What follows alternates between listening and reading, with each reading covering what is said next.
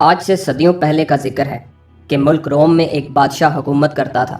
وہ اس قدر ظالم اور جابر تھا کہ کسی کو اس کے محل کے قریب آنے کی جرت نہ ہوتی تھی۔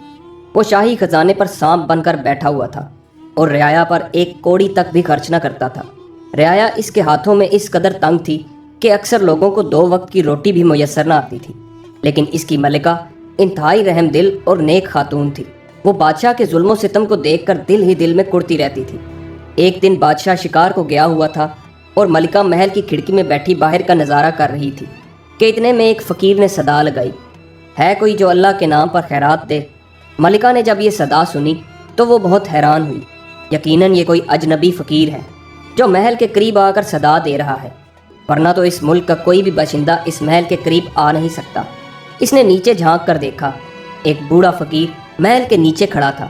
اس نے سوچا کہ اللہ کے نام پر کیا چیز دی جا سکتی ہے، اور پھر کسی خیال کے تحت اس نے اپنے سر سے تاج اتار کر فقیر کی جھولی میں پھینک دیا۔ تاج کو دیکھ کر فقیر بہت حیران ہوا۔ اس نے سر اٹھا کر ملکہ کو دیکھا جو اب بھی کھڑکی سے اسے دیکھ رہی تھی، اور پھر فقیر دعائیں دیتا ہوا چلا گیا۔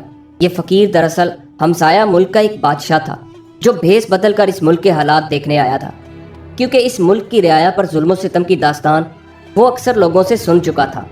ایک ہمسایہ ملک کا بادشاہ ہونے کی حیثیت سے اس نے یہ اپنا فرض سمجھا کہ خود اس ملک کے حالات دیکھے اور مناسب طور پر ظالم بادشاہ کو پیغام بھجوائے اور اسے ظلم و ستم سے باز رکھنے کی کوشش کرے۔ ملکہ نے خیرات میں تاج تو دے دیا، لیکن اسے یہ فکر ہوئی کہ ظالم بادشاہ نے آ کر جب اس کے پاس تاج نہ دیکھا تو وہ بڑا غضبناک ہوگا۔ اب یہ بات ملکہ کو پریشان کرنے لگی۔ بادشاہ جب شکار سے لوٹا تو اس نے ملکہ کو بہت پریشان دیکھا۔ اس نے اس کا سبب پوچھا، لیکن ملکہ نے بہانے سے ٹال دیا۔ اسی طرح کئی روز گزر گئے اور بادشاہ کو اس بات کا پتہ نہ چل سکا۔ ایک دن ہمسایہ ملک کا قاصد اپنے نیک دل بادشاہ کا پیغام لے کر روم پہنچا، جس کی اطلاع ظالم بادشاہ کو ہوئی۔ اس نے فوراً دربار لگانے کا حکم دیا اور اپنے وزیر سے کہا، ہم دربار ہی میں قاصد سے ملاقات کریں گے۔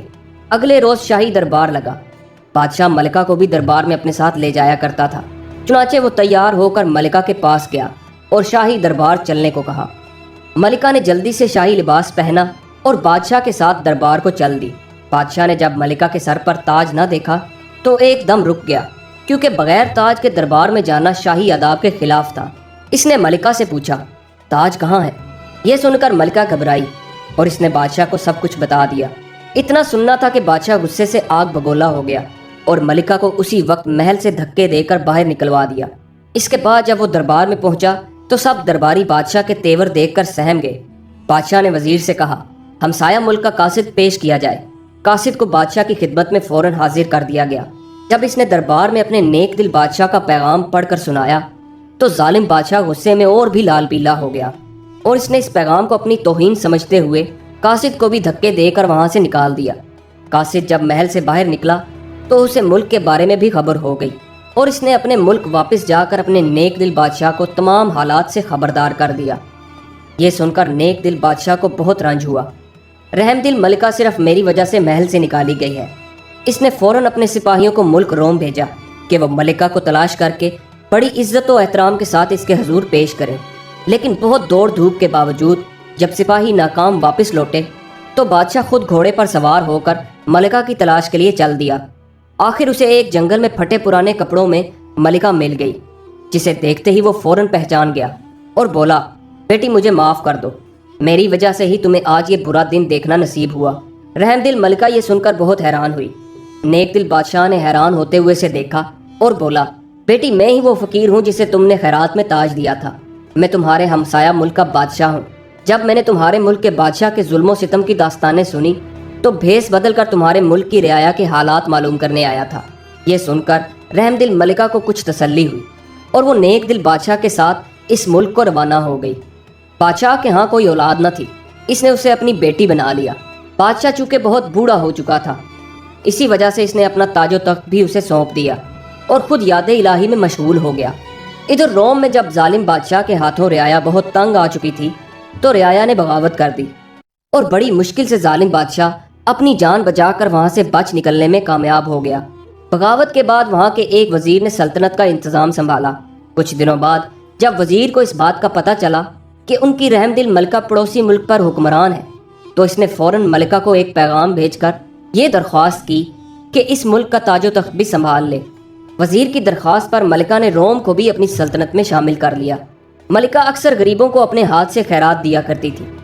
एक दिन जब वो गरीबों और फ़कीरों में खैरात तकसीम कर रही थी कि वो चौंक पड़ी। इसके सामने बहुत ही बुरी हालत में एक भिखारी के रूप में इसका शोहर यानी इसका जालिम बादशाह हाथ फैलाए खड़ा था, जिसे इस हालत में भी वो फौरन पहचान गई। लेकिन इसका शोहर उसे ना पहचान सका क्योंकि मलिका ने अपने चेहरे पर नकाब डाल रखी थी।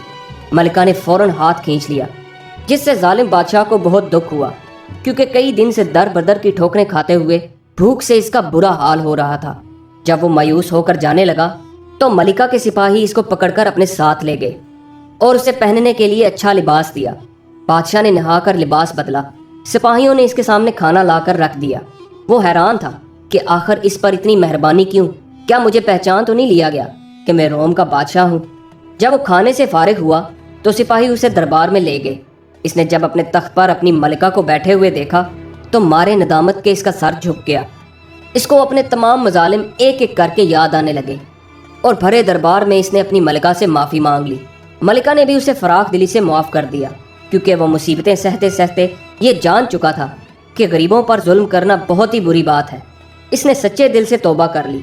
मलिका ने बड़ी इज्जत और एहतराम के साथ उसे दोबारा शाही तख्त पर बिठा दिया और बोली, आलीजा, अल्लाह का शुक्र है कि वो आपको सीधे रास्ते पर ले आया। मैं आपसे ये तवक्को रखती हूँ कि आइंदा आप मुल्क और रियाया की खुशहाली के लिए अच्छे अच्छे काम किया करेंगे। आपने देख लिया कि मेरे इस ताज की खैरात के सिले में खुदा ने एक के बदले 2 मुल्कों की सल्तनत से हमें नवाजा है। ये सुनकर बादशाह ने दरबारे आम में इस बात का अहद किया कि आइंदा वो किसी पर भी जुल्म नहीं करेगा। दोस्तों, ये कहानी आपको कैसी लगी? कमेंट्स में अपनी राय का इजहार जरूर कीजिएगा और हमारे चैनल को सब्सक्राइब जरूर कीजिएगा। वीडियो देखने का बहुत बहुत शुक्रिया।